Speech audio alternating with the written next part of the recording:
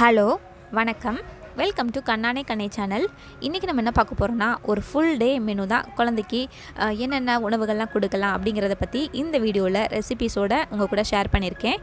8 மாதங்கள் கம்ப்ளீட்டான குழந்தையிலேருந்து 2 வயதுக்கு உட்பட்ட குழந்தைகள் வரைக்கும் எல்லாருக்குமே இந்த ரெசிபீஸ் நீங்கள் தாராளமாக செஞ்சு கொடுக்கலாம். வெயிட் கெயின் பண்ணுறதுக்கு உதவுற மாதிரி இருக்கக்கூடிய காலை உணவு எப்படி பண்ணலான்னு பார்க்கலாம். இந்த உணவு பண்ணுறதுக்கு 1 டேபிள் ஸ்பூன் போல் முழு கோதுமையை முந்தின நாள் நைட்டே நான் ஊற வச்சுட்டேன். அதோட 2 போல் பாதாமும் ஊற வச்சுருக்கேன்.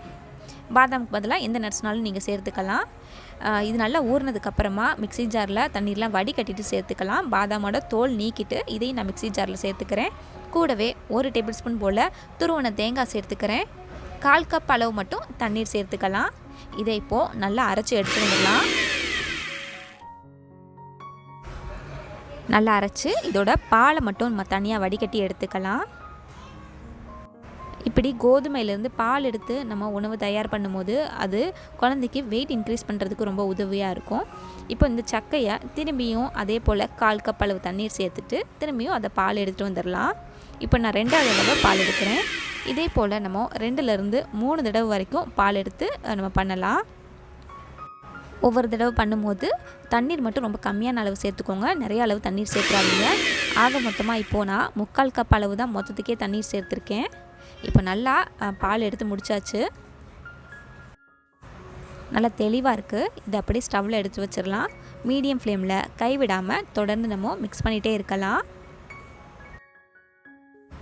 இந்த மாதிரி நல்லா திக்காக ஆகிற வரைக்கும் நம்ம தொடர்ந்து மிக்ஸ் பண்ணலாம். இதுதான் சரியான கன்சிஸ்டன்சி. இப்போ நம்ம ஸ்டவ் ஆஃப் பண்ணிடலாம். ஏன்னா இது ஆறவே இன்னும் கொஞ்சம் கட்டிப்படும். கூழ் ரெடி ஆகிட்டுருக்க அந்த டைம்லேயே நம்ம ஒரு சின்ன வாழைப்பழத்தை பியூரி பண்ணி எடுத்து வந்துடலாம். எந்த வாழைப்பழம்னாலும் பயன்படுத்திக்கலாம். இதோட ஒரே ஒரு பேரிச்சம்பழம் ஊற வச்சு கூட சேர்த்துக்கலாம். இன்னும் நல்லா சுவையாக இருக்கும். நான் இன்றைக்கி சேர்த்துக்கல. இந்த மாதிரி பியூரி பண்ணி ரெடி பண்ணி வச்சுக்கலாம். இந்த பியூரியை கடைசியாக அந்த கூழில் மிக்ஸ் பண்ணிட வேண்டியதுதான். நான் இனிப்புக்காக பனங்கற்கண்டு சேர்த்துக்கிறேன். பேரிச்சம்பழம் சேர்த்தா அது கூட சேர்க்க தேவையில்லை. கொஞ்சமாக நெய் சேர்த்து இது நல்லா மிக்ஸ் பண்ணிடலாம். அப்படியே அல்வா மாதிரி இருக்குங்க. இதோட டேஸ்ட்டு ரொம்ப ரொம்ப சுவையாக இருக்குங்க. அதோட ரொம்ப ரொம்ப ஹெல்தியான ஒரு டிஷ் வேறு. இந்த உணவு ட்ரை பண்ணி பார்த்தீங்கன்னா உங்கள் குழந்தைங்க எப்படி சாப்பிட்டாங்கன்னு கீழே மறக்காமல் கமெண்ட் பண்ணுங்கள். அடுத்து பேபிக்கான லஞ்ச் ரெசிபி எப்படி பண்ணலான்னு பார்த்துடலாம். இந்த ரெசிபி பண்ணுறதுக்கு 2 ஸ்பூன் போல் சாப்பாட்டு அரிசியை நல்லா அலசி எடுத்து ஒரு அரை மணி நேரம் போல் ஊற வச்சுக்கலாம். இது இப்போது நல்லாவே ஊறிடுச்சு. தண்ணீர்லாம் வடிகட்டிட்டு நம்ம ஒரு குக்கரில் மாற்றிடலாம். இதோட இந்த சைஸ் அளவு கேப்சிகம் எடுத்திருக்கேன். இது குழந்தையோட மூளை வளர்ச்சிக்கு ரொம்பவே நல்லதுங்க. இதை சின்ன சின்ன துண்டுகளாக கட் பண்ணி சேர்த்துக்கலாம். இது கூடவே ஒரு பிஞ்ச் அளவு சீரகம் சேர்த்துக்கிறேன். அதுக்கப்புறமா கொஞ்சமாக மஞ்சள் தூள் சேர்த்துக்கலாம். அதுக்கப்புறம் பெப்பர் தூள் ரொம்ப ரொம்ப கம்மியாக சேர்த்துக்கோங்க. ஒரு பிஞ்சுக்கும் கம்மியான அளவு. ஏன்னா குழந்தைக்கு காரம் தாங்காது.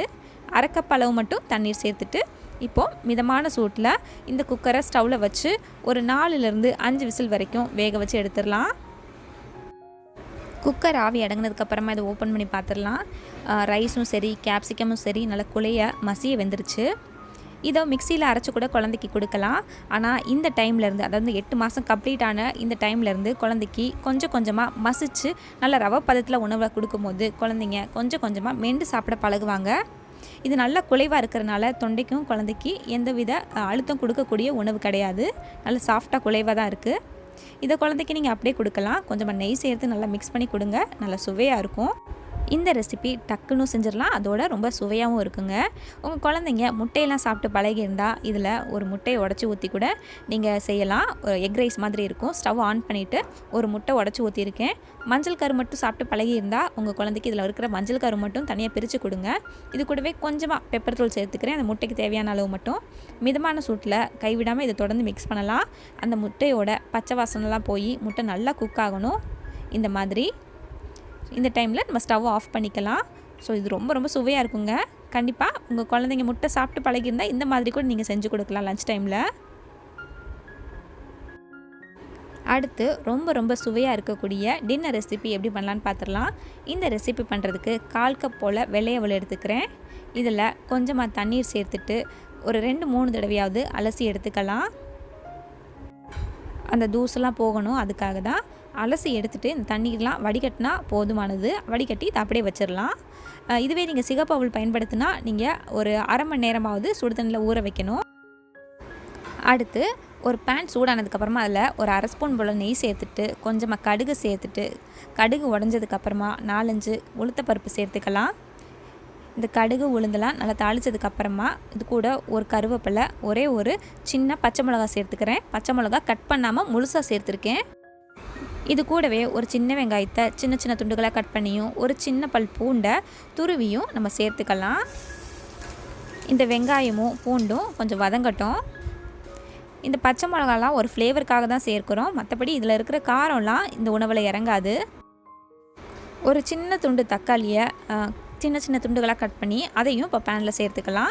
இந்த தக்காளியும் நல்லா வதங்கட்டும். தக்காளி நல்லா வதங்கினதுக்கப்புறமா இந்த பச்சை மிளகாய் இருக்கு இல்லையா, அதை மட்டும் நம்ம தனியாக வெளியே எடுத்துடலாம். இனி இது தேவையில்லை. இப்போ எல்லாமே நல்லா வதங்கிருச்சு. இது கூடவே 10 போல் ஃப்ரெஷ் பட்டாணி இருக்கு இல்லையா, அதுவும் கொஞ்சமாக உருளைக்கிழங்கு இதெல்லாம் வேக வச்சு எடுத்திருக்கேன். இதெல்லாமே கையில் நசுங்கினாலே நல்லா நசுங்கிற பதத்தில் வேக வச்சுருக்கேன். கேரட், பீன்ஸ் அப்படின்ட்டு எந்த காய் வேணால் சேர்த்துக்கலாம். நல்லா வேக வச்சுக்கோங்க. இந்த காயும் இப்போ சேர்த்துட்டு லைட்டாக வதக்கிடலாம். இதில் அரை கப் அளவு தண்ணீர் சேர்த்துக்கலாம். மீடியம் ஃப்ளேமில் இந்த தண்ணீர் வந்து நல்லா கொதிக்கிற வரைக்கும் வெயிட் பண்ணலாம். நல்லா கொதிச்சதுக்கப்புறமா ஒரு ஸ்பூன் போல் நல்லா வறுத்து வச்சுருந்த ரவையை இதில் சேர்த்துட்டு நல்லா மிக்ஸ் பண்ணிக்கலாம், எந்த வித கட்டியும் இல்லாதபடி. அடுத்து நம்ம ஏற்கனவே ஊற வச்சுருந்தோம் இல்லையா, அந்த வெள்ளை அவல் அது சேர்த்துக்கிறேன். கொஞ்சம் கொஞ்சம் கட்டியாக இருந்தால் அதை நல்லா அமுக்கி விட்டுக்கோங்க. அதோட உருளைக்கிழங்கும் நல்லா வேக வச்சு தான் இருக்குது. அதையும் நல்லா அந்த ஸ்பூனாலேயே நல்லா மசிச்சு விட்டுக்கோங்க. அப்போ குழந்தை சாப்பிட்றதுக்கு கொஞ்சம் ஈஸியாக இருக்கும். இந்த கருவேப்பிலை, தக்காளி இது எல்லாமே ஒரு ஃப்ளேவருக்காக தான் ஆட் பண்ணுறது. மற்றபடி பாப்பாவுக்கு சாப்பிட நீங்கள் ஊட்டி விடும்போது இந்த வெங்காயம், தக்காளி, கருவேப்பிலையெல்லாம் நீங்கள் எடுத்துகிட்டு ஊட்டி விடுங்க. அவ்வளோதான், நம்ம குழந்தைக்கான ரொம்ப ரொம்ப அருமையான டேஸ்ட்டில் இருக்கக்கூடிய இரவு உணவு, இல்லை இதை காலை உணவாக கூட நீங்கள் செஞ்சு கொடுக்கலாம். அவல் கிச்சடி கண்டிப்பாக இந்த ரெசிபி நீங்கள் ட்ரை பண்ணி பாருங்கள். ரொம்ப ரொம்ப சுவையாக இருக்குங்க. இந்த ரெசிபீஸ்லாம் போக நிறைய ஸ்நாக்ஸ் ரெசிபி கூட நம்ம சேனலில் ஆல்ரெடி ஷேர் பண்ணியிருக்கேன்.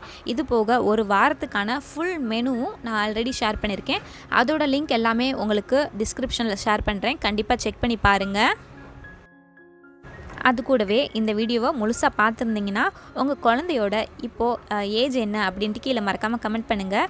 அப்படின்னா உங்கள் குழந்தையோட ஏஜுக்கு ஏற்றபடி நான் அடுத்தடுத்த ரெசிபீஸ்லாம் ஷேர் பண்ணுறதுக்கு எனக்கு கொஞ்சம் ஈஸியாக இருக்கும். இந்த ஃபுல் டே மெனு நீங்கள் ட்ரை பண்ணி பார்த்தீங்கன்னா உங்கள் குழந்தைங்க இந்த மெனுவில் எந்த ரெசிபீஸ்லாம் நல்லா விரும்பி சாப்பிட்டாங்கன்னு கீழே மறக்காமல் அதையும் கமெண்ட் பண்ணுங்கள். உங்கள் கமெண்ட்லாம் படிக்க ரொம்ப ஆர்வமாக இருக்கேன்.